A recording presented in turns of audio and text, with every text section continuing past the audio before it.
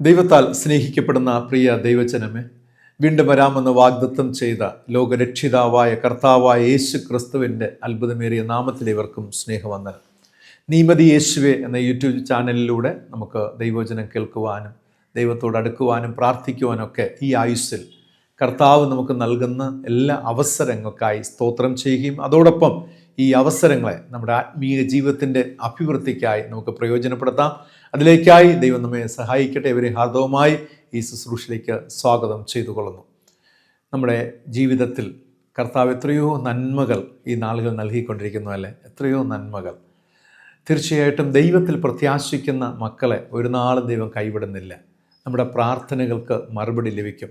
നിശ്ചയമായും നമ്മുടെ അധ്വാനങ്ങളെ വേദപുസ്തകം പറയുന്നത് നിങ്ങളുടെ കൈകൾ തളർന്നു പോകരുത്, നിങ്ങളുടെ പ്രവൃത്തിക്ക് പ്രതിഫലം ഉണ്ടാകുമെന്നാണ്.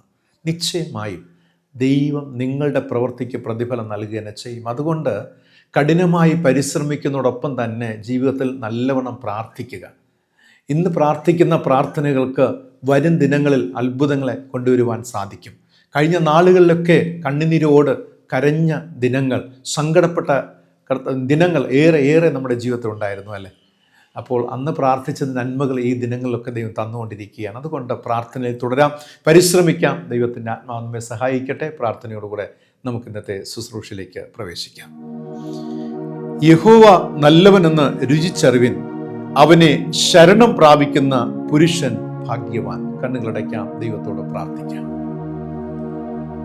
അൽഫായും ഒമേഗയും ആദിയും അന്തവും ആദ്യനും ഒടുക്കത്തിനുമായിരിക്കുന്ന സർവ്വവല്ലഭനായ സ്വർഗീയ പിതാവ, ഞങ്ങളുടെ നല്ല ദൈവമേ, നാഥ, ഒരാഴ്ചയ്ക്ക് ശേഷം വീണ്ടും ഈ മാസത്തിൻ്റെ ഒടുവിലത്തെ ഞായറാഴ്ച ദൈവകൃപ അനുഭവിപ്പാനും കർത്താവിൻ്റെ സന്നിധിയോളം അടുത്ത് വരുവാനും ഒക്കെ ദൈവമേ ഈ ആയുസ്സിൽ ഞങ്ങൾ ഒരുക്കി സഹായിക്കുന്നവർക്ക് സ്തോത്രം ചെയ്യും. പിതാവേ, അങ്ങിലുള്ള രക്ഷയല്ലാതെ ഞങ്ങളുടെ ജീവിതത്തിൽ മറ്റൊരു നന്മ ഇല്ല. എല്ലാം ഞങ്ങളുടെ കർത്താവാകുന്നു. അങ്ങ് ഞങ്ങളുടെ സർവസ്വമാകുന്നു. പിതാവേ, അവിടുത്തെ സ്നേഹം ഞങ്ങളെ ഭരിക്കട്ടെ. അവിടുത്തെ നന്മയാൽ ഞങ്ങളെ സൂക്ഷിക്കണമേ. ദൈവകൃപയിൽ ഞങ്ങളെ പൊതിയുന്നതോർത്ത് സ്തോത്രം ചെയ്യുന്ന പിതാവ്, ഇത്രത്തോളം ദൈവം ഞങ്ങളെ സഹായിച്ചല്ലോ, അനുഗ്രഹിച്ചല്ലോ. ഞങ്ങളെയും ഞങ്ങളുടെ കുടുംബാംഗങ്ങളെയും ഞങ്ങളുടെ ഉപജീവന മാർഗങ്ങളൊക്കെ ദൈവം അനുഗ്രഹിച്ചിരിക്കുന്നവർക്ക് സ്തോത്രം ചെയ്യുന്ന പിതാവ്. കർത്താവെ, അവിടുത്തെ നന്മയില്ലാതെ ഒന്നുമില്ല പിതാവ്. ദൈവമേ, ഈ സമയം നാഥ ഞങ്ങളെ തന്നെ പൂർണ്ണമായി അവിടുത്തെ കരങ്ങൾ ഫലമേൽപ്പിക്കുന്നു. അവിടുത്തെ ഇഷ്ടം ചെയ്യുവാൻ ഞങ്ങളെ പഠിപ്പിക്കണമേ അപ്പ. അവിടുത്തെ ന്യായപ്രമാണം ഞങ്ങളുടെ ഉള്ളിൽ ഇരിക്കുന്നുവല്ലോ, അതിനായി ഞങ്ങൾ അങ്ങേ സ്തുതിക്കുന്നു അപ്പ. ഇന്നത്തെ തിരുവചനത്തിലൂടെ അവിടുത്തെ മാറ്റമില്ലാത്ത വചനം കേട്ട് ഞങ്ങളെ തന്നെ കർത്താവിന്റെ വരവിലേക്കായി ഒരുക്കുവാൻ തക്കവണ്ണം സ്വർഗീയ പിതാവായ ദൈവം ഞങ്ങളെ സഹായിച്ച് അനുഗ്രഹിക്കുമാറാകണമെന്ന് യേശു രക്ഷിതാവിന്റെ നാമത്തിൽ പ്രാർത്ഥിക്കുന്നു. പ്രാർത്ഥന കേൾക്കണമേ. ആമേൻ, ആമേൻ, ആമേൻ. പ്രിയമുള്ളവരെ, കഴിഞ്ഞ ആഴ്ചയിലെ ധ്യാനത്തിന്റെ ഒടുവിൽ ഒരു ചോദ്യം ചോദിക്കുകയുണ്ടായി. നമ്മിലുള്ള വലിയ വിശ്വാസം ആരെയാണ് ചലിപ്പിക്കുന്നത് എന്നതായിരുന്നു ചോദ്യം. ആൻസർ രേഖപ്പെടുത്തിയവരെല്ലാം ശരിയായ ഉത്തരമാണ് രേഖപ്പെടുത്തിയിരിക്കുന്നത്. ഉത്തരം ഇതാണ്: ദൈവത്തെ. നമ്മിലുള്ള വലിയ വിശ്വാസം അത് ദൈവത്തെ ചലിപ്പിക്കുമെന്ന് കനാന്യ സ്ത്രീയുടെ ജീവിതവുമായി ബന്ധപ്പെട്ട് നാം പഠിക്കുകയുണ്ടായി. കമൻറ്റ് ബോക്സിൽ രേഖപ്പെടുത്തിയ ആൻസർ രേഖപ്പെടുത്തിയ എല്ലാവരോടുമുള്ള പ്രത്യേക നന്ദിയും സ്നേഹവും ഞാൻ അറിയിച്ചു കൊള്ളട്ടെ.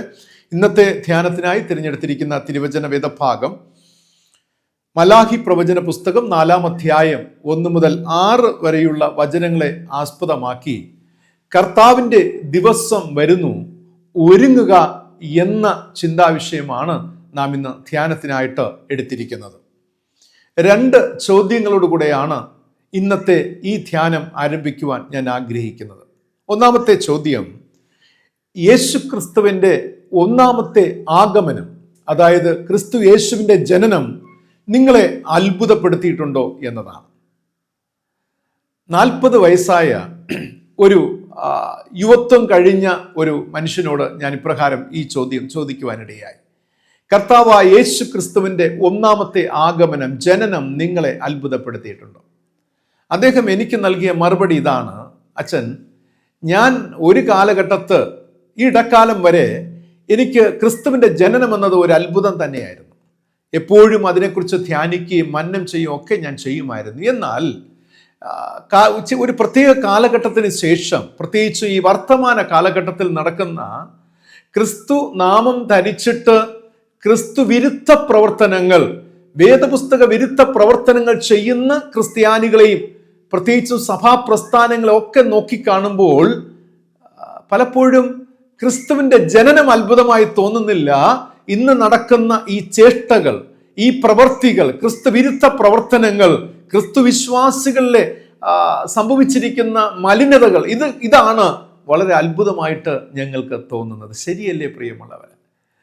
ഇന്ന് വിശ്വാസത്തെ സംരക്ഷിക്കേണ്ടുന്നവർ തന്നെ അതിനെ നശിപ്പിക്കുന്നത് കാണുമ്പോൾ അത് നമുക്ക് അത്ഭുതമായി തോന്നുന്നുണ്ട്, അല്ലേ?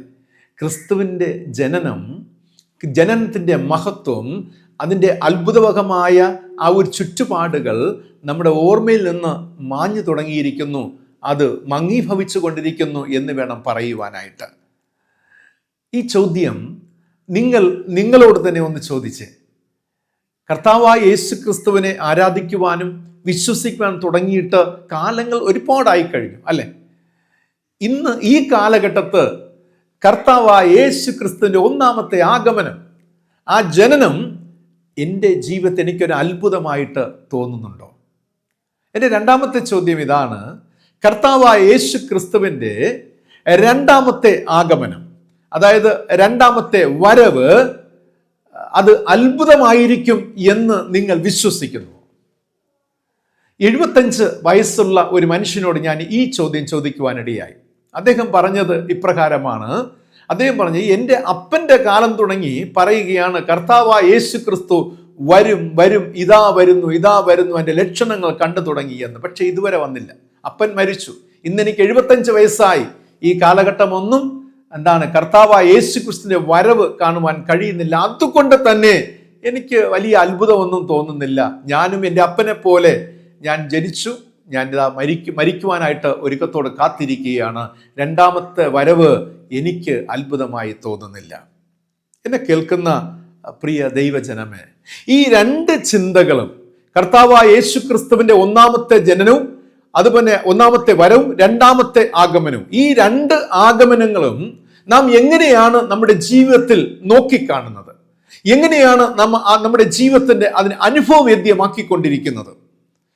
മലാഖി പ്രവചന പുസ്തകം നമ്മ ഏവരും അറിയുന്നത് പോലെ വേദപുസ്തകത്തിലെ പഴയ നിയമത്തിന്റെ ഒടുവിലത്തെ പുസ്തകമാണ് മലാഖി പ്രവചന പുസ്തകം. മലാഖി പ്രവാചകൻ തന്റെ പ്രവചന പുസ്തകം അവസാനിപ്പിക്കുന്നത് ഇപ്രകാരമാണ്: മശിഹായുടെ വരവിനായി ജനം ഒരുങ്ങുക എന്ന ആഹ്വാനത്തോടു കൂടെയാണ് ഈ പുസ്തകം അവസാനിക്കുന്നത്. മലാഖി പ്രവചന പുസ്തകം 4-ാം അധ്യായം 1-ാമത്തെ വാക്യം വായിക്കുമ്പോൾ അവിടെ രേഖപ്പെടുത്തിയിരിക്കുന്നത് ചൂള പോലെ കത്തുന്ന ഒരു ദിവസം വരും എന്നാണ്. സെഫന്യാവ് 1:14 വായിക്കുമ്പോൾ ഇപ്രകാരം രേഖപ്പെടുത്തിയിരിക്കുന്നു: യഹോവയുടെ മഹാദിവസം അടുത്തിരിക്കുന്നു, അത് അടുത്ത് അത്യന്തം ബന്ധപ്പെട്ടു വരുന്നു എന്നാണ് പറഞ്ഞിരിക്കുന്നത്. ചിന്തയിലേക്ക് നമുക്ക് പ്രവേശിക്കാം. ഇന്നത്തെ ധ്യാനത്തിലേക്ക് ഇവിടെ പറഞ്ഞിരിക്കുന്ന കർത്താവിന്റെ മഹാദിവസം അടുത്തിരിക്കുന്നു, ചൂള പോലെ കത്തുന്ന ഒരു ദിവസം വരും എന്നാണ്. മലാഖി പ്രവാചകനും സെഫന്യാ പ്രവാചകനും ഒക്കെ ഒരേ ആംഗിളിൽ നിന്നുകൊണ്ട്, ഒരേ നിലയിൽ നിന്നുകൊണ്ട് തന്നെ അവർ പ്രവചനം നടത്തുകയാണ്. കർത്താവിന്റെ മഹാദിവസം വരുന്നു. പ്രിയമുള്ളവരെ, ചൂള പോലെ കത്തുന്ന ദിവസം വരുന്നു എന്നും മഹാദിവസം വരുന്നു എന്ന് പറയുമ്പോഴും വേദപുസ്തകം നമ്മോട് പറയുമ്പോൾ, എന്നോട് നിങ്ങളോട് പറയുമ്പോൾ, നിങ്ങൾക്ക് എന്ത് ഉണർവാണ് നിങ്ങളുടെ ഹൃദയത്തിൽ ഉണ്ടാകുന്നത്? എന്ത് ചലനമാണ് നിങ്ങളുടെ ജീവിതത്തിൽ ഉണ്ടാകുന്നത്? വേദപുസ്തകം വായിക്കുന്നവരെങ്കിൽ, നിങ്ങൾ പ്രാർത്ഥിക്കുന്നവരെങ്കിൽ, നിങ്ങളൊരു സത്യ ക്രിസ്ത്യാനി എങ്കിൽ വേദപുസ്തകം ചോദിക്കുകയാണ്, എന്ത് ഉണർവാണ് നിങ്ങളുടെ ഉള്ളത്തിൽ ഇത് കേട്ടപ്പോൾ രൂപപ്പെട്ടിരിക്കുന്നത്? പഴയ നിയമത്തിൽ യഹോവയുടെ കർത്താവിന്റെ മഹാദിവസം വരുന്നു എന്നത് അർത്ഥമാക്കുന്നത് രണ്ട് കാലഘട്ടങ്ങളെ കുറിച്ചാണ്. ഒന്നാമത്തേത് കർത്താവായ യേശു ക്രിസ്തുവിന്റെ ഒന്നാമത്തെ ആഗമനം, അതായത് ജനനം. രണ്ടാമത്തേത് കർത്താവായ യേശു ക്രിസ്തുവിന്റെ രണ്ടാമത്തെ വരവ്, രണ്ടാം വരവിനെയാണ് സൂചിപ്പിക്കുന്നത്. ഈ രണ്ട് കാലഘട്ടങ്ങളിലും ചില പ്രത്യേകതകൾ ഒരുമിച്ച് വന്ന് ഭവിക്കുമെന്നാണ് വേദപുസ്തകം പഠിപ്പിക്കുന്നത്. അതായത് മലാഖി പ്രവചന കാലഘട്ടത്ത് നിന്നുകൊണ്ട് നാം ഒന്ന് ചിന്തിക്കുക. ഇനി നാം ആ ഒരു ആംഗിൾ നിന്നുകൊണ്ടാണ് ചിന്തിക്കുവാൻ പോകുന്നത്. മലാഖി പ്രവാചകൻ ഈ പ്രവചനങ്ങളെ നൽകുന്ന ആ കാലഘട്ടത്തിൽ നിന്നുകൊണ്ട് സെഫന്യാവും മലാഖി പ്രവാചകനും ഒരുപോലെ പറയുകയാണ്, കർത്താവിന്റെ മഹാദിവസം വരുന്നു. ചൂള പോലെ കത്തുന്ന ഒരു ദിവസം വരും. ഈ ചിന്തയിൽ നിന്നുകൊണ്ട് ചിന്തിക്കുക, രണ്ട് വരവിനെ കുറിച്ചാണ്. ഒന്നാമത്തെ യേശുവിന്റെ ആദ്യ ആഗമനം, രണ്ടാമത്തെ ആഗമനം. ഈ രണ്ട് ആഗമനങ്ങളെയും എങ്ങനെയാണ് നാം നോക്കിക്കാണുക? ഇത് രണ്ടും ഒരുമിച്ച് വന്നു ഭവിക്കുന്ന ചില പ്രത്യേക ചിന്തകളെ നമുക്ക് നോക്കിക്കാണുവാനായിട്ട് സാധിക്കും, സംഭവങ്ങളെ. ബൈബിൾ പറയുന്നുണ്ട്, ഈ രണ്ട് കാലഘട്ടങ്ങളിലെ ഒരുമിച്ച് വന്നു ഭവിക്കുന്ന പ്രത്യേകതകൾ എന്ന് പറയുന്നത്, ഒന്ന്, ദുഷ്ടത പ്രവർത്തിക്കുന്നവർ താളടിയാകും എന്നാണ് രേഖപ്പെടുത്തിയിരിക്കുന്നത്. ദുഷ്ടത പ്രവർത്തിക്കുന്നവർ താളടിയാകും. രണ്ട്, നീതി പ്രവർത്തിക്കുന്നവർക്ക് നീതി സൂര്യൻ ഉദിക്കും എന്നാണ്. ആമേൻ. നീതി പ്രവർത്തിക്കുന്നവർക്ക് നീതി സൂര്യൻ ഉദിക്കുമെന്ന്. ചോദ്യം, ആരാണ് ഈ ദുഷ്ടത പ്രവർത്തിക്കുന്നവർ? ഇവരുടെ പ്രത്യേകതകൾ എന്താകുന്നു? രണ്ട്, ആരാണ് നീതി പ്രവർത്തിക്കുന്നവർ? ഇവരുടെ പ്രത്യേകതകൾ എന്താകുന്നു? ബൈബിൾ പറയുന്നത്, കർത്താവായ യേശു ക്രിസ്തുവിന്റെ ഒന്നാമത്തെ ആഗമനത്തിലും രണ്ടാമത്തെ ആഗമനത്തിലും ഈ കാര്യങ്ങൾ ഒരുപോലെ വന്നു ഭവിക്കുമെന്നുള്ളതാണ്. പ്രത്യേകിച്ചും പുതിയ നിയമ കാലഘട്ടത്തിൽ നാം പരിശോധിച്ചാൽ, ആദിമ അപ്പോസ്തലന്മാരുടെ ജീവിത കാലഘട്ടം തുടങ്ങി കർത്താവിന്റെ രണ്ടാം വരവ്, അതായത് ഈ ലോകം അവസാനിക്കുന്നത് വരെയുള്ള കാലഘട്ടത്തിൽ സംഭവിക്കുന്ന എല്ലാ കാര്യങ്ങളെയും കുറിച്ച് വ്യക്തമായിട്ട് പുതിയ നിയമത്തിൽ രേഖപ്പെടുത്തിയിരിക്കുകയാണ്. ഒന്നാമതായിട്ട്, ദുഷ്ടത പ്രവർത്തിക്കുന്നതിനെ കുറിച്ച് മലാഖി പ്രവാചകൻ പറയുന്നത് എന്താണെന്ന് നമുക്ക് ശ്രവിക്കാം. അവിടെ പറഞ്ഞിരിക്കുന്നത്, ദുഷ്ടത പ്രവർത്തിക്കുന്നവരുടെ സ്വഭാവം എന്ന് പറയുന്നത് അഹങ്കാരി ആയിരിക്കും. ഇവർക്ക് ദൈവത്തിന്റെ ആവശ്യം വേണ്ടി വരുന്നില്ല. സ്വന്തം ആവശ്യങ്ങളും ആഗ്രഹങ്ങളും നടക്കുന്നതിലേക്കായി ദൈവത്തെ അല്പം മാത്രം പ്രയോജനപ്പെടുത്തുന്നവരായിരിക്കും. മതപരമായ ആചാരങ്ങളിൽ മാത്രം നിലയുറപ്പിക്കുന്നവരായിരിക്കും. ഇവർ ദൈവത്തിൽ ആശ്രയിക്കുന്നില്ല. ഇവരുടെ രീതികൾ, ഇവിടെ ദൈനംദിന ജീവിതത്തിലെ പാറ്റേൺ എന്ന് പറയുന്നത്, അനീതി കൊണ്ട് സത്യത്തെ തടുക്കും, നിരൂപണങ്ങൾ വ്യർത്ഥരായവർ, ദൈവത്തെ ദൈവമെന്നറിഞ്ഞിട്ടും മഹത്വീകരിക്കാത്തവർ, സത്യത്തെ വ്യാജമാക്കി മാറ്റുമെന്നാണ് റോമർക്കെഴുതിയ ലേഖനം 1-ാം അധ്യായം 18-ാമത്തെ വാക്യത്തിൽ ദുഷ്ടത പ്രവർത്തിക്കുന്നവരെ കുറിച്ച് രേഖപ്പെടുത്തിയിരിക്കുന്നത്. ഞാൻ ഈ വേദഭാഗം ഒക്കെ കമ്പയർ ചെയ്ത് പഠിക്കുമ്പോൾ എന്നെ ഞെട്ടിപ്പിക്കുന്ന ചില കാര്യങ്ങളെന്ന് പറയുന്നത്, ഇന്നത്തെ വർത്തമാന കാലവുമായിട്ട് ഈ വചനങ്ങളെ ബന്ധിപ്പിച്ചപ്പോൾ എത്ര സത്യമെന്ന് ഞാൻ ചിന്തിച്ചു പോയി. കാരണം കർത്താവായ യേശുവിന്റെ നാമം ധരിച്ചിട്ട് ദൈവനാമത്തിൽ വിശ്വസിക്കുന്നെന്ന് പറഞ്ഞിട്ട് ദുഷ്ടത പ്രവർത്തിക്കുന്ന ഒരു വലിയ വിഭാഗം ജനത്തെ ഈ ലോകത്ത് നിന്ന് കാണുവാനായിട്ട് സാധിക്കും. ശരിയല്ലേ പ്രിയമുള്ളവരെ? കാരണം ദൈവത്തിൽ വിശ്വാസമുണ്ട്, പക്ഷെ ദൈവത്തിന്റെ ആവശ്യം അവർക്കില്ല. അതുപോലെ മതപരമായ ആചാരങ്ങളിൽ മാത്രം നിലയുറപ്പിക്കുന്നവർ, സ്വന്തം ആവശ്യങ്ങൾ നടക്കുന്നതിലേക്ക് വേണ്ടി മാത്രം ദൈവത്തെ അല്പം മാത്രം പ്രയോജനപ്പെടുത്തുന്നവർ, നിരൂപണങ്ങൾ വ്യർത്ഥരായവർ, ദൈവമെന്ന് അറിഞ്ഞിട്ടവരെ മഹത്വീകരിക്കാതെ സ്വന്തം വഴികളിലും തീരുമാനപ്രകാരമൊക്കെ ജീവിക്കുവാൻ പരിശീലിച്ചവർ. ഇവരുടെ ജീവിതത്തിൽ വേർപാടുണ്ടായിരിക്കും. നാം പലപ്പോഴും മനസ്സിലാക്കുന്നത് ക്രിസ്തുവിൽ ജീവിക്കുന്നവരുടെ ജീവിതത്തിലാണ് വേർപാടുള്ളതെന്ന്. പക്ഷേ ദുഷ്ടത പ്രവർത്തിക്കുന്നവരുടെ ജീവിതത്തിൽ വേർപാടുണ്ടായിരിക്കും. വേർപാട് ഏതൊക്കെ നിലകളിലും നമുക്ക് പരിശോധിക്കാം. ഒന്ന്, കർത്താവിൽ നിന്നും അവർക്കൊരു വേർപാടുണ്ടായിരിക്കും. അല്ലെ, അവർ ദൈവനാമത്തിലും കർത്താവിന്റെ നാമത്തിൽ നിൽക്കുന്നു എന്ന് പറയുകയും അതേസമയം കർത്താവിൽ നിന്നും ഒരു അകലമുണ്ടായിരിക്കും. വേറിട്ട് തങ്ങളെ നയിക്കുന്നവരായിരിക്കും.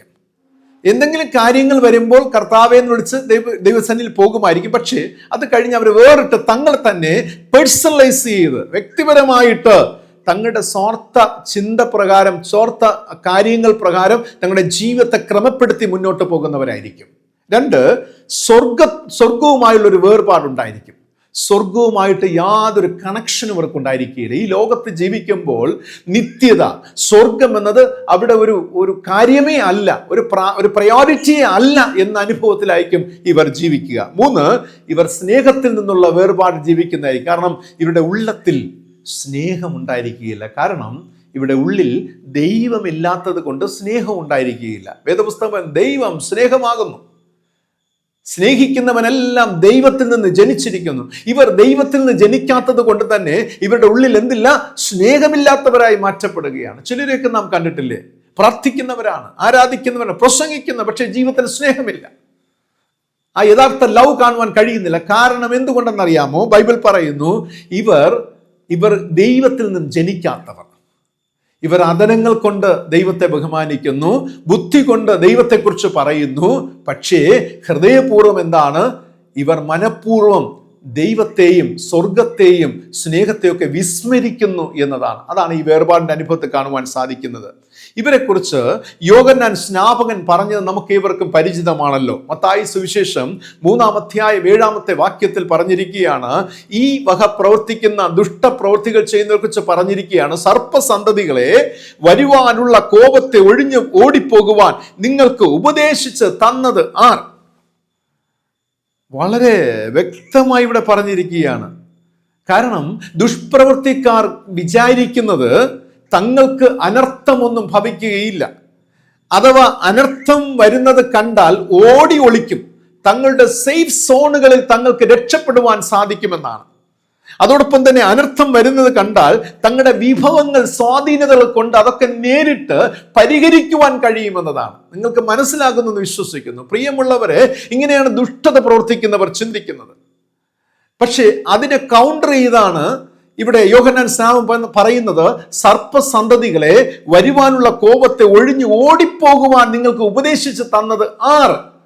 അതിനർത്ഥം യോഹന്നാൻ സ്നാപകൻ പറഞ്ഞു വരുന്നത്, വരുവാനുള്ള ഒരു ദൈവ കോപമുണ്ടല്ലോ, അതിനെ വിട്ട് ഓടി ഒഴിഞ്ഞു പോകുവാൻ നിങ്ങളെ കൊണ്ട് കഴിയുകയില്ല. ഈ ലോകത്ത് പല പ്രശ്നങ്ങൾ നിങ്ങൾ പരിഹരിക്കുവാൻ ശ്രമിക്കുന്നവരായിരിക്കും. നിങ്ങളുടെ പണം, സമ്പത്ത്, അധികാര, സ്വാധീനത, ഇൻഫ്ലുവൻസ് ഒക്കെ ഉപയോഗിച്ച് നിങ്ങൾ ഒരുപാട് സർവൈവ് ചെയ്യുന്നവരായിരിക്കാം. പക്ഷേ അത് കഴിഞ്ഞാൽ ഓർക്കുക, ഇതുപോലെ നിങ്ങൾക്ക് ദൈവ കോപം വരുമ്പോൾ നിങ്ങൾക്ക് ഓടി രക്ഷപ്പെടുവാൻ കഴിയുമെന്ന് നിങ്ങൾ ചിന്തിക്കുന്നു. യോഹന്നാൻ സ്നാപകൻ പറയുകയാണ്, ദൈവ കോപത്തിൽ നിന്ന് ഓടി രക്ഷപ്പെടുവാൻ നിങ്ങൾക്ക് കഴിയുകയില്ല.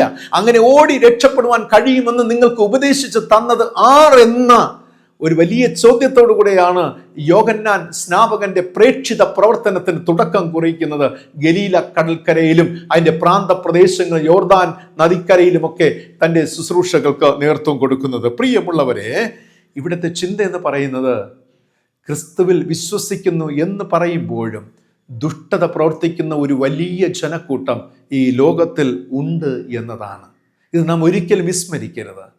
ഈ സന്ദേശം നാം കേട്ടുകൊണ്ടിരിക്കുമ്പോൾ നമ്മുടെ ജീവിതത്തിൻ്റെ ഏതെങ്കിലും ഒരു കോണിൽ ഈ ദുഷ്ടത പ്രവർത്തിക്കുന്നവരുടെ ചിന്തകളോ ഈ പ്രവൃത്തികളുടെ ഏതെങ്കിലും കണികകൾ നമ്മുടെ ജീവിതത്തിലുണ്ടെങ്കിൽ, പ്രിയമുള്ളവരെ, തിരുത്തുവാനുള്ള ഒരു സമയമാണ്. അതിനാണ് ദൈവം ഇന്ന് പ്രഭാതത്തിൽ നമ്മോട് സംസാരിച്ചു കൊണ്ടിരിക്കുന്നത്. നമ്മുടെ ജീവിത ക്രമങ്ങൾക്ക് മാറ്റം വരുത്തുവാൻ ദൈവം ആഗ്രഹിക്കുകയാണ്. രണ്ടാമത്തെ വിഭാഗക്കാരെന്ന് പറയുന്നത് നീതി പ്രവർത്തിക്കുന്നവർ. അല്ലെ, ഇരുട്ടുണ്ടെങ്കിൽ വെളിച്ചമുണ്ടാകും, വെളിച്ചമുണ്ടെങ്കിൽ ഇരുട്ടുമുണ്ടാകും, മറന്നു പോകരുത്. ഇതിലേതെങ്കിലും ഒന്ന് ഇല്ല എങ്കിൽ മറ്റൊന്നിന് പ്രസക്തിയില്ല എന്നുള്ളതാണ്. അങ്ങനെയെങ്കിൽ ഈ വേദഭാഗത്തിൽ നമ്മൾ പരിശോധിക്കുമ്പോൾ ദുഷ്ടത പ്രവർത്തിക്കുന്ന ഒരു ഭാഗത്ത് നിൽക്കുമ്പോൾ മറുഭാഗത്ത് നീതി പ്രവർത്തിക്കുന്നവരെ കുറിച്ചും മലാഖി പ്രവാചകൻ പറയുകയാണ്. അവരെക്കുറിച്ച് പറഞ്ഞിരിക്കുന്നത് മലാഖി പ്രവചന പുസ്തകം 4-ാം അധ്യായം 2-ാമത്തെ വാക്യമാണ്. ഇവരെക്കുറിച്ച് വലിയ എക്സ്പ്ലനേഷൻ ഒന്നും കൊടുത്തിട്ടില്ല. ഒരു വലിയ ലേഖനങ്ങൾ ഇവരെക്കുറിച്ചൊന്നും പറയുന്നില്ല. നീതി പ്രവർത്തിക്കുന്നവരുടെ സ്വഭാവങ്ങൾ, അവരുടെ സ്വഭാവ ഗുണങ്ങൾ, ഇതൊന്നും പറയാതെ ഒരൊറ്റ വാക്കിൽ മലാഖി പ്രവാചകൻ പറഞ്ഞ് അവസാനിപ്പിക്കുന്ന ആരാണ് നീതി പ്രവർത്തിക്കുന്നവർ, നീതി സ്നേഹികൾ ആരാണ്, ഹൃദയപൂർവ്വം നീതി പ്രവർത്തിക്കുന്നവർ ആരാണ് എന്നതിൻ്റെ ഒറ്റ മറുപടി ഒറ്റ വാക്കിൽ കൊടുത്തിരിക്കുകയാണ്. 4:2 ഇവർ ദൈവത്തെ ഭയപ്പെടുന്നവർ. ആമേൻ, ഒരാമേൻ പറഞ്ഞ പ്രിയമുള്ളവരെ, ഇവർ ദൈവത്തെ ഭയപ്പെടുന്ന ഒറ്റ വാക്കിൽ. പ്രിയമുള്ളവരെ, നിങ്ങളിൽ ദൈവഭയമുണ്ടോ എങ്കിൽ നിങ്ങൾ നീതി പ്രവർത്തിക്കുന്നവരായിരിക്കും. നിങ്ങൾ നീതി പ്രവർത്തിക്കുന്നില്ല എങ്കിൽ മനസ്സിലാക്കണേ, നിങ്ങൾ ദൈവത്തെ ഭയപ്പെടുന്നില്ല. സൃഷ്ടിതാവായ ദൈവത്തെ നിങ്ങൾ കണക്കിലെടുക്കുന്നില്ല, കാര്യമാക്കുന്നില്ല, ഗണ്യമാക്കുന്നില്ല എന്ന് പറയുവാൻ സാധിക്കും. ഈ പ്രപഞ്ചത്തിൻ്റെ സൃഷ്ടിതാവ്, ഈ ബ്രഹ്മാണ്ഡത്തെ സൃഷ്ടിച്ച സൃഷ്ടിതാവായ ദൈവത്തെ നിങ്ങൾ കാര്യമായിട്ട് ജീവിതത്തിൽ എടുത്തിട്ടില്ല, നിങ്ങൾ ഗണ്യമാക്കുന്നില്ല. അതുകൊണ്ടാണ് നിങ്ങൾക്ക് ദൈവഭയമില്ലാത്തത്. ദൈവഭയമില്ലാത്തത് കൊണ്ട് നിങ്ങളുടെ പ്രവൃത്തികളെല്ലാം ദുഷ്പ്രവൃത്തിക്കാരുടെ പ്രവൃത്തികളെ പോലെ ആയിത്തീരുന്നു എന്നാണ് മലാഖി പ്രവചന പുസ്തകത്തിലൂടെ നമുക്ക് കേൾക്കുവാൻ, നമുക്ക് ശ്രദ്ധിക്കുവാൻ സാധിക്കുന്നത്. മലാഖി പ്രവചന പുസ്തകത്തിലെ പ്രധാന ചിന്ത എന്ന് പറയുന്നത്, കർത്താവിൻ്റെ മഹാദിവസം വരുന്നു, ചൂള പോലെ കത്തുന്ന ഒരു ദിവസം വരും. അതുകൊണ്ട് പ്രിയ ദൈവജനമേ, ലോകമേ, നിങ്ങൾ ഒരുങ്ങിക്കൊള്ളുക എന്ന സന്ദേശമാണ് ഈ ലോകത്തിന് നൽകുന്നത്. ബി പ്രിപ്പേർഡ് എന്നുള്ള ഒരു കൺസെപ്റ്റാണ് നമുക്ക് നൽകുന്നത്. പ്രിയമുള്ളവരെ, കർത്താവിൻ്റെ വരവിനായി ഒരുങ്ങിയവരാണോ നാം? ഞാൻ വിശദമാക്കാം. എന്ത് ഒരുക്കമാണ് നമ്മുടെ ജീവിതത്തിൽ വേണ്ടത്? നാം ഇപ്പോഴൊക്കെ ഈ കർത്താവിൻ്റെ വരവിനായി ഒരുങ്ങിയോ എന്ന് ചോദിക്കുമ്പോൾ നമ്മുടെ മനസ്സിൽ പെട്ടെന്ന് വരുന്നത് കർത്താവിൻ്റെ രണ്ടാമത്തെ വരവിനെക്കുറിച്ചാണ്. സത്യമാണ്, അല്ലേ? അതിനെക്കുറിച്ച് നമ്മൾ ഇന്ന് സന്ദേശങ്ങൾ കേൾക്കുന്നു, പ്രസംഗങ്ങൾ കേൾക്കുന്നു, നിത്യതയ്ക്കായി ഒരുങ്ങുന്നു എന്ന് പറയുന്നു. സ്വർഗം നരകത്തെക്കുറിച്ചൊക്കെ ഇന്ന് ആരും അധികം സംസാരിക്കാറില്ല. പക്ഷെ ബൈബിൾ പറയുന്നത് അതൊക്കെ തന്നെയാണ്. സ്വർഗം, നരകം, പാതാളം, പറുദീസ്, ഇതിനെക്കുറിച്ചൊക്കെ വ്യക്തമാക്കി വെളിപ്പാട് പുസ്തകത്തിൽ നൽകുന്നുണ്ട്. പ്രിയമുള്ളവരെ, രണ്ടാമത്തെ വരവിനായിട്ട് ഒരുങ്ങുന്നതിന് മുമ്പ് ഒരു കാര്യം നാം മനസ്സിലാക്കിയിരിക്കണം. യേശുവിൻ്റെ ആദ്യ ആഗമനത്തെ സ്വീകരിക്കുന്നവർക്ക് മാത്രമേ രണ്ടാമത്തെ വരവിനായിട്ട് ഒരുങ്ങുവാൻ കഴിയുകയുള്ളൂ. ഇതെപ്പോഴും നാം നമ്മുടെ മനസ്സിൽ കുറിച്ചിടേണ്ട ഒരു കാര്യമാണ്. നാം ക്രിസ്തുവിൻ്റെ ആദ്യ ആഗമനത്തെ സ്വീകരിച്ചവരാണ്, മനസ്സുകൊണ്ട് നാം സ്വീകരിച്ചവരാണ്. എങ്കിൽ മാത്രമേ രണ്ടാമത്തെ വരവിന് നിങ്ങൾക്ക് എന്തെങ്കിലും നന്മ ലഭിക്കുകയുള്ളൂ. ഞാൻ കുറച്ചുകൂടെ വിശദമായി പറഞ്ഞാൽ, ഇന്ന് യേശുക്രിസ്തുവും വേദപുസ്തകവുമായി യാതൊരു ബന്ധവുമില്ലാതെ കർത്താവിൻ്റെ രണ്ടാം വരവിനായി പ്രാർത്ഥിക്കുന്നവരും പ്രതീക്ഷിക്കുന്നവരും പ്രസംഗിക്കുന്നവരും ക്ലാസ്സുകൾ എടുക്കുന്നവരും ക്ലാസ്സുകൾക്ക് നേതൃത്വം കൊടുക്കുന്നവരെയും കാണുവാൻ കഴിയും. ശരിയല്ലേ പ്രിയമുള്ളവരെ? ഇന്ന് ഭൂരിഭാഗം പേരെ നോക്കിയാൽ, ക്രൈസ്തവ വിശ്വാസികൾ നോക്കിയാൽ, എന്താണ്? ജീവിതത്തിൽ വേദപുസ്തകവുമായി ബന്ധമില്ല. വേദപുസ്തകം പേഴ്സണലായിട്ട് വായിച്ചിട്ട് തന്നെ നാളുകൾ എത്രയോ ആയി പ്രിയരെ. 2, ജീവിതത്തിൽ പ്രാർത്ഥനയില്ല, കർത്താവുമായിട്ട് ബന്ധമില്ല. പക്ഷേ അവരും പറയുന്നുണ്ട് കർത്താവിൻ്റെ രണ്ടാം വരവ് വരുന്നു, ഒരുങ്ങിക്കൊണ്ടേയിരിക്കുന്നു എന്ന്. എന്തൊരു വിരോധാഭാസമല്ലേ? ഒന്ന് ചിന്തിച്ച് നോക്കുക. ഓർക്കുക, യേശുക്രിസ്തു ആദ്യം നമ്മിൽ ജനിക്കണമെന്നാണ് ബൈബിൾ നമ്മോട് ആവശ്യപ്പെടുന്നത്. ക്രിസ്തു നമ്മിൽ ജനിക്കണം. ഈ കാലഘട്ടത്ത് ഞാൻ ഇപ്രകാരം ഒന്നുകൂടെ മാറ്റി പറയുകയാണ്: ക്രിസ്തു നമ്മിൽ പുനർജനിക്കേണ്ടിയിരിക്കുന്നു. ക്രിസ്തു നമ്മിൽ പുനർജനിച്ചാൽ മാത്രമേ രണ്ടാം വരവിനായി എനിക്ക് ഒരുങ്ങുവാൻ കഴിയുകയുള്ളൂ. പ്രിയമുള്ളവരെ, നമ്മിൽ ജനിക്കുവാൻ നാം നമ്മെ തന്നെ ഒരുക്കണമെന്നുള്ളതാണ്. ക്രിസ്തു വചനങ്ങൾ നാം അതിനായി അനുസരിക്കണം. ക്രിസ്തുവിൻ്റെ ഭാവം നമ്മിൽ രൂപപ്പെടുത്തണം. കർത്താവിൻ്റെ വചനത്തിൽ നാം കീഴ്പ്പെട്ടിരിക്കണം. ഈ കാര്യങ്ങൾ ചെയ്യുമ്പോഴാണ് ക്രിസ്തു നമ്മിൽ പുനർജനിക്കുന്ന അനുഭവം വരുന്നത്. സൺഡേ സ്കൂളിൽ പഠിച്ച ബാലപാഠങ്ങളിൽ തന്നെ ഇന്നും ജീവിക്കുന്ന അനുഭവങ്ങളെ വിട്ടുവിട്ട് വേദപുസ്തകം പറയുന്നു. അതിലുമൊക്കെ വ്യത്യസ്തമായിട്ട് ബൈബിൾ പറയുകയാണ്: പ്രിയ ദൈവ പൈതലേ, നിന്റെ ജീവിതത്തിൽ ദൈവവുമായിട്ടുള്ള നല്ലൊരു അടുപ്പം ഉണ്ടാകണമെന്നതാണ്. ക്രിസ്തുവിൻ്റെ വചനങ്ങൾക്ക് കീഴ്പ്പെട്ടിരിക്കുക, അതാണ് പുനർജനനം എന്നതുകൊണ്ട് അർത്ഥമാക്കുന്നത്. രണ്ടാമതായി, കർത്താവായ യേശു ക്രിസ്തുവിൻ്റെ രണ്ടാം വരവിനായി, മഹാദിവസത്തിനായി ഒരുങ്ങണം എന്നുള്ളതാണ്. നാം ദൈവവുമായിട്ട് നല്ല ബന്ധമായി കഴിഞ്ഞാൽ, ദൈവവുമായിട്ട് നല്ല ബന്ധത്തിൽ നാം വസിക്കുന്നുവെങ്കിൽ അതിനർത്ഥം രണ്ടാം വരവിനായി ഒരുങ്ങി എന്നതല്ല. എപ്പോഴും നമ്മളത് ഹൃദയസ്ഥമാക്കണം. എന്നിൽ ഞാൻ കർത്താവിന് കീഴ്പ്പെട്ടിരിക്കുന്നു, കർത്താവിന് ഞാൻ ഭയപ്പെടുന്നു, കർത്താവിൻ്റെ വചനങ്ങളെ അനുസരിക്കുന്നു, കർത്താവിൻ്റെ ഭാവം എന്നിലുണ്ട്. ഇത്രയും ആയിക്കഴിഞ്ഞാൽ കർത്താവിൻ്റെ രണ്ടാം വരവിനായി ഒരുങ്ങി എന്ന് ഒരിക്കലും നിങ്ങൾ കരുതരുത്. അത് തെറ്റാണ്. ഇത്രയും ആകുമ്പോൾ കർത്താവായ യേശു ക്രിസ്തു എന്നിൽ പുനർജനിക്കപ്പെടുകയാണ്, എന്നിൽ ജനനം കൊള്ളുകയാണ്. ഒന്നാമത്തെ യേശു ക്രിസ്തുവിൻ്റെ ആഗമനം എൻ്റെ ജീവിതത്തിൽ സംഭവിക്കുകയാണ്. ഇത് കഴിഞ്ഞാൽ രണ്ടാമത്തെ ഘട്ടമാണ് രണ്ടാമത്തെ വരവിനായി ഒരുങ്ങുക എന്ന് പറയുന്നത്. ഇത് എളുപ്പമായ ഒരു കാര്യമല്ല. നാം പലരും ചിന്തിച്ചിരിക്കുന്ന ഇപ്രകാരമാണ്: യേശു ക്രിസ്തുവിൽ നമ്മിൽ ജനിച്ചു കഴിഞ്ഞാൽ, ശ്രദ്ധിക്കണേ, ശിഷ്ടകാലം, അതായത് യേശു ക്രിസ്തു എന്നിൽ പുനർജനിച്ചു, ഇനിയുള്ള കാലം ആരാധന കഴിച്ച് ഉപവസിച്ച് ബൈബിൾ വായിച്ച് കുറെ ചാരിറ്റിയൊക്കെ ചെയ്ത് സുവിശേഷ വേല ചെയ്ത് പൗരോഹിത്യ ശുശ്രൂഷ ചെയ്ത് ഭക്തിയുടെ പരിവേഷം ധരിച്ച് ജീവിച്ചാൽ മതിയാകും എന്നല്ലേ നമ്മുടെ കണക്ക് കൂട്ടൽ, നമ്മുടെ കാഴ്ചപ്പാട്. പക്ഷേ ബൈബിൾ പറയുന്നു അതൊന്നും മതിയായതല്ല, അതൊന്നും മതിയായതല്ല. പിന്നെയോ നമുക്ക് വേണ്ടത് ഹോളിനെസ്. രണ്ടാം വരവിനായിട്ട് ഒരുങ്ങുക എന്നതിൻ്റെ അർത്ഥം എൻ്റെയും നിങ്ങളുടെയും ജീവിതത്തിൽ വിശുദ്ധി ഉണ്ടാകണമെന്നതാണ്. കാരണം വിശുദ്ധി കൂടാതെ ദൈവത്തെ പ്രസാദിപ്പിക്കുവാൻ കഴിയുകയില്ല. നമ്മുടെ ജീവിതത്തിൽ വിശുദ്ധി ഉണ്ടാകണം. മറ്റെല്ലാ കാറ്റഗറികളും നാം ചെയ്തുകൊണ്ടിരിക്കുന്ന എല്ലാം തന്നെ ക്രിസ്തു നമ്മിൽ പുനർജനിക്കുന്നതിൻ്റെ അടയാളങ്ങളാണ്. എത്രയോ വിശ്വാസികൾ തങ്ങളുടെ മരണം വരെ ക്രിസ്തുവിനെ പുനർജനിക്കുന്ന അനുഭവത്തിൽ മാത്രമേ ജീവിക്കുവാൻ കഴിയുന്നുള്ളൂ. അവിടെ ഒരു ഫുൾ സ്റ്റോപ്പ് ഇട്ട ശേഷം മരണത്തിലേക്ക് പ്രവേശിക്കുകയാണ്. രണ്ടാം ഘട്ടത്തിലേക്ക് പ്രവേശിക്കുക എന്ന് പറഞ്ഞാൽ വിശുദ്ധമായ ജീവിതം കൈവരിക്കുക എന്നുള്ളതാണ്. അതിൽ യാതൊരുവിധമായ കോംപ്രമൈസുമില്ല, അഡ്ജസ്റ്റ്മെൻറ്റുകളില്ല. വേദപുസ്തകം പറയുന്നു, ഞാൻ വിശുദ്ധനാകയാൽ നിങ്ങളും വിശുദ്ധരാകുവൻ എന്നതാണ്. പ്രിയമുള്ളവരെ, ഇന്ന് നാം കാണിക്കുന്ന ഭക്തിയുടെ പരിവേഷങ്ങൾ ഒരിക്കലും അതൊന്നും തന്നെ കർത്താവിൻ്റെ രണ്ടാം വരവിനായുള്ള ഒരുക്കമെന്ന് കരുതരുതേ. വേദപുസ്തകം വീണ്ടും വീണ്ടും ഓർപ്പിക്കുകയാണ്, വിശുദ്ധിയുള്ളവർക്ക് മാത്രമേ ആ വിശുദ്ധ സ്ഥലമായ സ്വർഗത്തിൽ പ്രവേശിക്കുവാൻ കഴിയുകയുള്ളൂ.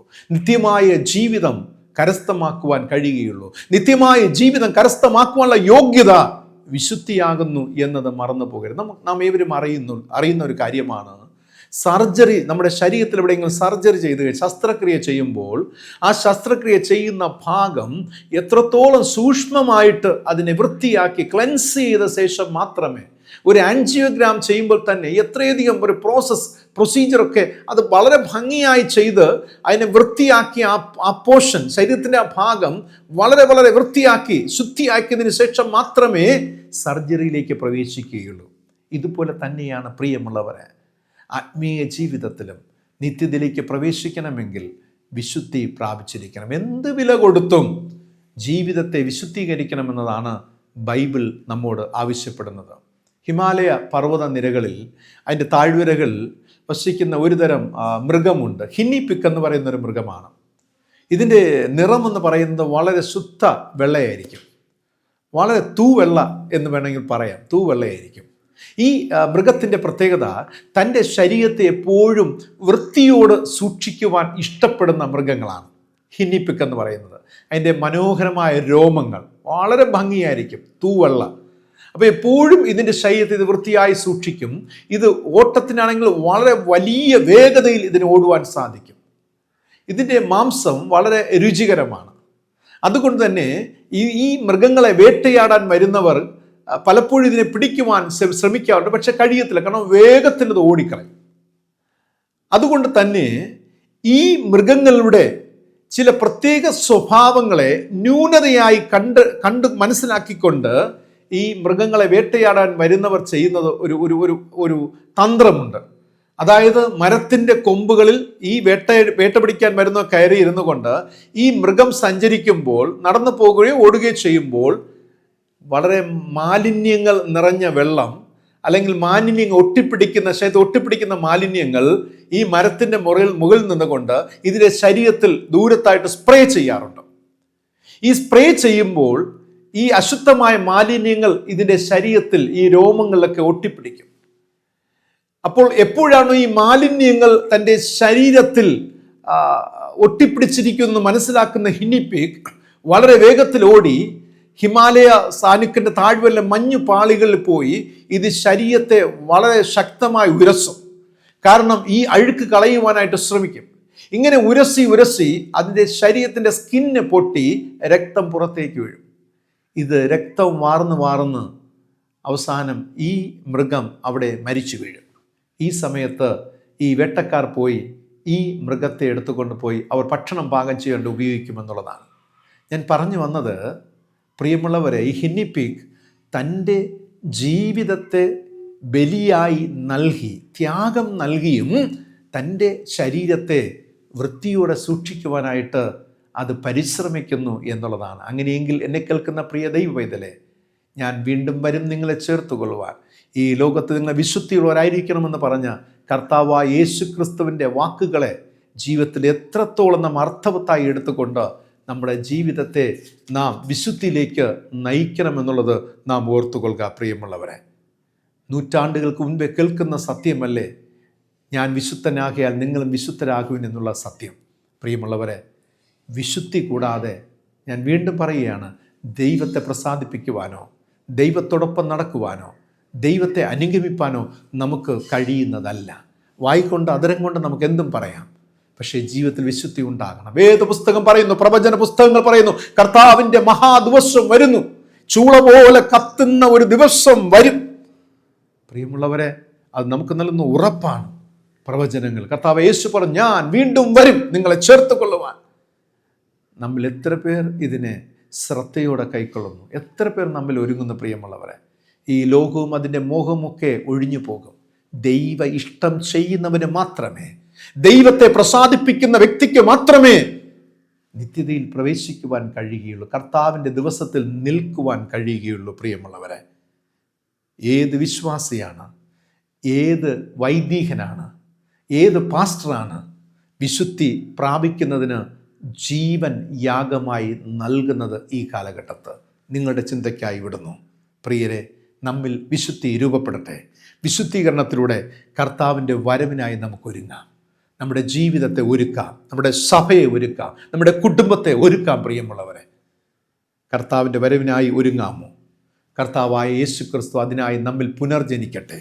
കർത്താവിൻ്റെ രണ്ടാം വരവിൽ ഒരുങ്ങുവാൻ വേണ്ടത് വിശുദ്ധി കൈവരിക്കുക എന്നുള്ളത് തന്നെയാണ്. പ്രിയമുള്ളവരെ, നമ്മുടെ ജീവിതത്തെ ദൈവകരങ്ങൾ സമർപ്പിക്കാമോ? എത്ര ധന്യമായ ജീവിതമല്ലേ? ദൈവം നമ്മിൽ ആവശ്യപ്പെടുന്നത് ഒരേ ഒരു ചിന്ത, വിശുദ്ധി പ്രാപിക്കുക. ഈ വിശുദ്ധിയിൽ തന്നെ എല്ലാം ഉൾപ്പെട്ടിട്ടുണ്ട്. കർത്താവിനെ അനുസരിക്കുന്നത്, കർത്താവിന് കീഴ്പ്പെട്ടിരിക്കുന്നത്, കർത്താവിൻ്റെ വചനങ്ങൾ സഞ്ചരിക്കുന്നത്, പ്രാർത്ഥിക്കുന്നത്, ആരാധിക്കുന്നത് എല്ലാം അതിൽ ഉൾപ്പെട്ടുകൊള്ളുമെന്നുള്ളത് തന്നെയാണ്. അതുകൊണ്ട് തന്നെ വിശുദ്ധി എന്നത് ജീവിതത്തിൽ മുഖമുദ്രയായി പിടിച്ചുകൊള്ളുക. ദൈവത്തിൻ്റെ പരിശുദ്ധാത്മാവ് കർത്താവിൻ്റെ വരവിലേക്ക് ഒരുങ്ങുവാൻ, ആ മഹാദിവസം വരുമ്പോൾ ലജ്ജിച്ചു പോകാതെ, കോപാഗ്നിയിൽ വീണു പോകാതെ, വെന്തെരിഞ്ഞു പോകാതെ, രണ്ടാം മരണത്തിൽ ദോഷം വരാതെ വണ്ണം നമ്മെ കാക്കുവാൻ ദൈവത്തിൻ്റെ പരിശുദ്ധാത്മാവ് നമ്മെ സഹായിച്ച് അനുഗ്രഹിക്കുമാറാകട്ടെ. ആമീൻ. ഇന്നത്തെ ചോദ്യം ഇതാണ്: കർത്താവിൻ്റെ രണ്ടാം വരവിൽ ഒരുങ്ങുക എന്നതുകൊണ്ട് ഉദ്ദേശിക്കുന്നത് എന്താണ്?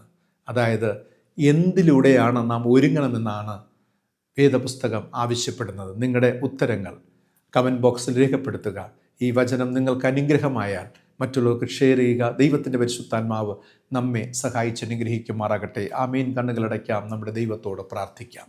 വിശുദ്ധനായ സ്വർഗീയ പിതാവാം ഞങ്ങളുടെ നല്ല ദൈവമേ, ഞങ്ങളെ വിശുദ്ധ സ്ഥലത്തെത്തിക്കുവാൻ വിശുദ്ധി പ്രാപിക്കണമെന്നുള്ള ആഹ്വാനം നൽകി രക്ഷയുടെ സ്വീകാരം ആമേൻ മുറുകെ പിടിച്ചുകൊണ്ട് വിശ്വാസത്തോടെ ജീവിതത്തിൽ മുന്നേറി ചെല്ലുവാൻ ദൈവത്തിൻ്റെ ആത്മാവ് അതത് കാലഘട്ടങ്ങൾ ഞങ്ങളെ ഒരുക്കിക്കൊണ്ടിരിക്കുന്ന മഹത്വകരമേറിയ അനുഭവങ്ങൾക്കായി ഞങ്ങളങ്ങേ സ്തുതിക്കുന്നു, സ്തോത്രം ചെയ്യുന്നു. പിതാവേ, അവിടുത്തെ സ്നേഹം എത്ര വലിയത്, അവിടുത്തെ കാരുണ്യം എത്ര വലിയത്.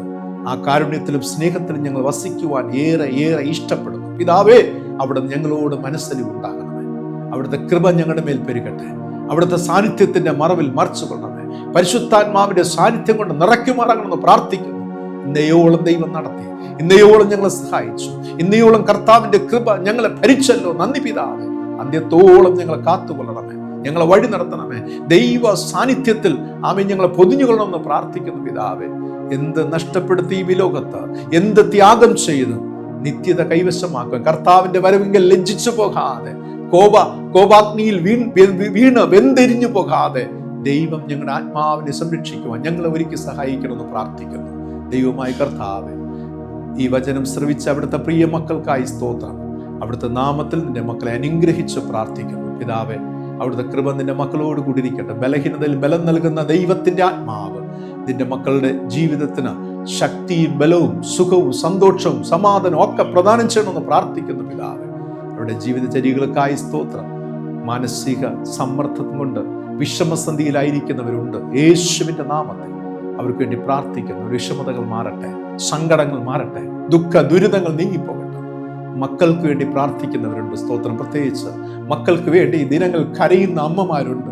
പിതാവേ, അവരെ ദൈവം കാണുന്നുവല്ലോ, അങ്ങ് കാണുന്നുണ്ടല്ലോ. സ്തോത്രം ചെയ്ത പിതാവേ, എൻ്റെ ദൈവമോ നിങ്ങളുടെ ബുദ്ധിമുട്ടുകളൊക്കെ തീർന്നു തരും. അമ്മമാരോട് ഈ പ്രഭാതത്തിൽ ദൈവത്തിന്റെ പരിശുദ്ധാത്മാവ് പറയുന്നു, നിങ്ങളുടെ ദുഃഖം സന്തോഷമായി മാറും. നിങ്ങൾ എന്തിനെക്കുറിച്ച് വ്യാകുലപ്പെടുന്നു, എന്തിനെക്കുറിച്ച് ദുഃഖിക്കുന്നു, അത് സന്തോഷമായി മാറ്റിത്തരും. ആമേൻ. ദൈവമേ, എൻ്റെ മക്കളുടെ ജീവിതത്തെ സന്തോഷിപ്പിക്കണമേ. എൻ്റെ കുടുംബങ്ങൾക്ക് നന്മ ചെയ്യണം. തലമുറകളെ ആശീർവദിക്കണമേ. അപ്പ, വേദനപ്പെടുന്നവർ, സങ്കടപ്പെടുന്നവർ, രോഗികളായിരിക്കുന്നവരെ സൗഖ്യമാക്കണമേ. കർത്താവായ യേശു ക്രിസ്തുവിന്റെ നാമം ഞങ്ങളുടെ ഒക്കെ മഹത്വപ്പെടുവാൻ, കർത്താവിന് മഹത്വം കരുതുന്ന ജീവിതത്തിൽ ഉടമസ്ഥരായി തീരുവാൻ ദൈവമേ അങ്ങ് സഹായിക്കണമെന്ന് പ്രാർത്ഥിക്കുകയാണ്. ദേശത്തെ, രാജ്യത്തെ, ലോകരാഷ്ട്രങ്ങളെ, സുവിശേഷ പ്രവർത്തനങ്ങളെ, ആമേ, വൃദ്ധ വയോധികർ, വിധവമാർ, കർത്താവെ, വേദനപ്പെടുന്നവർ, പാവപ്പെട്ട ദരിദ്രൻ ജീവിക്കുന്ന എല്ലാവരെയും ദൈവകരങ്ങൾ സമർപ്പിക്കും. യുവാക്കളെ തരുന്നു. അപ്പ, എല്ലാവരുടെ മേലും അവിടുത്തെ കൃപ പകരണമെന്ന് പ്രാർത്ഥിക്കുന്നു. പഠിക്കുന്ന മക്കളെ അവിടുന്ന് അനുഗ്രഹിക്കണമേ. വിവാഹത്തിന് ഒരുങ്ങുന്ന മക്കളെ ആശീർവദിക്കണമേ. മക്കൾക്കായി പ്രാർത്ഥിക്കുന്നവരെ ദൈവമേ നല്ല നന്മകൾ ദൈവം കൊടുക്കുമാറാകണമേ. ജോലിക്കായി കർത്താവെ കാക്ഷിക്കുന്ന മക്കളെ അവിടെ പരിശ്രമങ്ങൾ ദൈവം മാനിക്കണമെന്ന് പ്രാർത്ഥിക്കുന്നു. എല്ലാ നന്മകൾക്കായി സ്തോത്രം. കുടുംബ സംബന്ധമായ സമാധാനങ്ങളും അനുഗ്രഹങ്ങളും നൽകണമേ. ശുശ്രൂഷകളെ മാനിക്കണം. നീമതി യേശു യൂട്യൂബ് ചാനലിന്റെ പുറകിൽ പ്രവർത്തിക്കുന്ന ഞങ്ങളുടെ 2 യുവ സഹോദരങ്ങൾക്കായി, അവരുടെ കുടുംബാംഗങ്ങൾക്കായി സ്തോത്രം. അവരെ അനുഗ്രഹിച്ച് പ്രാർത്ഥിക്കുന്നു. എല്ലാ നന്മകൾക്കായി സ്തോത്രം. കഴിഞ്ഞ ഒരാഴ്ചക്കാലം കൂടിയിരുന്നല്ലോ. ഈ ആഴ്ചയിൽ ദൈവമേ അത്ഭുതകരമായ സാന്നിധ്യത്താൽ വഴി നടത്തുന്നാൽ ദൈവം ഞങ്ങളോട് കൂടെ ഇരുന്ന് വഴി നടത്തുമാറാകണം. യേശു രക്ഷിതാവിന്റെ നാമത്തിൽ പ്രാർത്ഥിക്കുന്നു. പ്രാർത്ഥന കേൾക്കണം സ്വർഗീയ നല്ല പിതാവേ. ആമേൻ. കർത്താവ് പഠിപ്പിച്ചതുപോലെ നമുക്ക് പ്രാർത്ഥിക്കാം. സ്വർഗസ്ഥനായ ഞങ്ങളുടെ പിതാവേ, തിരുനാമം വിശുദ്ധീകരിക്കപ്പെടണമേ. തിരുരാജ്യം വരണമേ. തിരുവിഷ്ടം സ്വർഗത്തിലെ പോലെ ഭൂമിയിലുമാകണമേ. ഞങ്ങൾക്ക് ആവശ്യമുള്ള ആഹാരം ഇന്ന് നൽകണം. ഞങ്ങൾ കടക്കാരോട് ക്ഷമിച്ചിരിക്കുന്നത് പോലെ ഞങ്ങളുടെ കടങ്ങൾ ഞങ്ങളോട് ക്ഷമിക്കണം. ഞങ്ങളെ പരീക്ഷയിൽ കടത്താതെ ദുഷ്ടങ്ങളിൽ നിന്ന് വിടുവിക്കണം. രാജ്യവും ശക്തിയും മഹത്വവും ഇന്നും എന്നേക്കും പിതാവിനുള്ളതല്ലോ. ആമേൻ. പിതാവും പുത്രനും പരിശുദ്ധാത്മാവുമായ ത്രിയേക ദൈവത്തിന്റെ കൃപ, അനുഗ്രഹ, സമാധാന, സന്തോഷവും നിങ്ങളേവരോടും ഇന്നും സർവ്വദാ സദാകാലം കൂടിയിരിക്കുമാറാകട്ടെ. ആമേൻ. ആമേൻ. ആമേൻ. പ്രിയമുള്ളവരെ, ഈ മാസത്തിന്റെ അവസാന ആഴ്ചയിലേക്ക് നാം പ്രവേശിക്കുകയാണ്. പ്രാർത്ഥനയോടെ വിശുദ്ധിയോടായിരിക്കാം. ദൈവത്തിന്റെ അത്ഭുതങ്ങളെ കാണുവാൻ സഹായിക്കട്ടെ. നമ്മുടെ കണ്ണിൽ നിന്ന് കണ്ണീര് ദൈവം തുടച്ചു കളയും. നമ്മുടെ വേദനകൾക്കൊക്കെ പരിഹാരമുണ്ടാകും. പരിശുദ്ധാത്മാവിന്റെ കൃപ നാം എല്ലാവരെയും ഭരിച്ച് വഴി നടത്തുമാറാകട്ടെ. God bless you all. Thank you very much.